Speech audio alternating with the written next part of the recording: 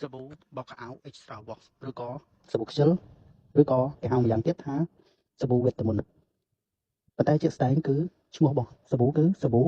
Extra Wash របស់ក្រុមហ៊ុនស៊ូលៀនម៉ាឡេស៊ីសម្រាប់ប្រអប់ធំមានទម្ងន់3គីឡូ3ខាំតម្លៃពេញ$27បញ្ចុះជូនដល់សល់ត្រឹមតែ$22ទេហើយប្រអប់ទូចមានទម្ងន់1គីឡូក្រាមតម្លៃពេញ$12បញ្ចុះជូនដល់សល់ត្រឹមតែ$8 ហ្វ្រី25ខែក្រុង